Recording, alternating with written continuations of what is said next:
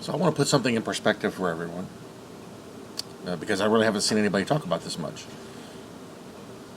The people, there was a large majority of people that are from Haiti that are down there on the Texas border right now. Supposedly, just a few days ago or up to a week ago, they were dispersed, a large portion of them into the country, on under provisions. So here is the island where Haiti is. I want you to notice that it's an island. Back out, you can see that it is surrounded by other islands. Notice that there is no continental landmass anywhere near it. You look down at the bottom here. Well, it's behind my picture right there, but the scale shows a length of distance as for 100 miles, and from Jamaica to the landmass, it is several hundred miles. To Haiti, it's a couple hundred more miles just to get straight over to the nearest continental landmass. Not Cuba, not Jamaica, continental landmass. We back out a little further. Okay. Let me go back in just one right there and move this over. Okay. So let me put something in perspective. So these are Haitian nationals. You can see my cursor there. I'm circling around Haiti. Here's Haiti. The nearest continental landmass that I can see, I'm talking about a continental landmass, not an island, is south where Venezuela is. That's the nearest continental landmass. Well, they didn't go south, did they?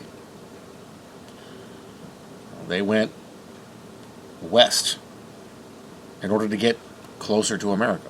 Wouldn't make no sense to go to Venezuela. We all know what's going on in Venezuela. It's horrible down there. So they would have had to come over here to the Yucatan Peninsula, where Belize and all that is. They'd have had to come over there somewhere, and then travel all the way up to here. So here's the most likely the easiest route they may have taken, or probably would have taken, and that would have been from Haiti to Cuba. It's a quick shot across. Of course, we know what's happening in Cuba. That's a very, very, very low chance that that's the direction they went.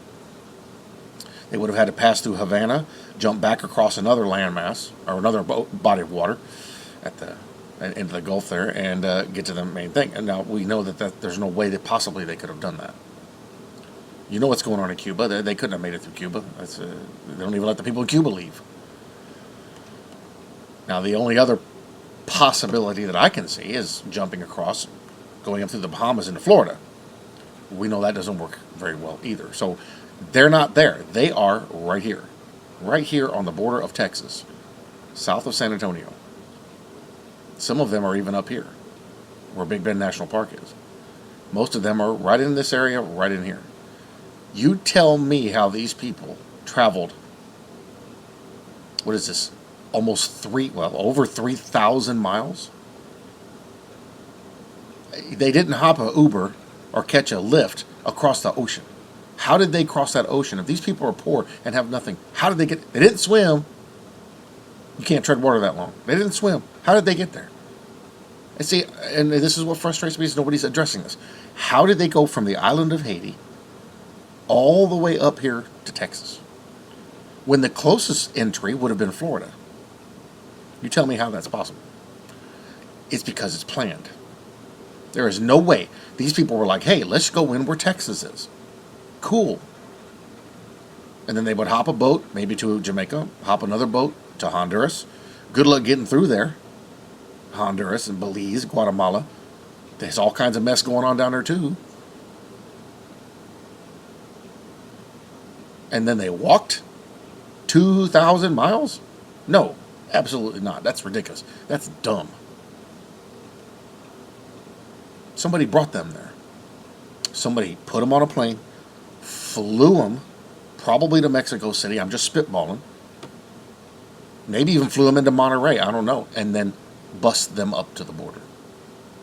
There's no way these people took a light dip in the ocean with all those big hurricanes and storms down there and just paddled across.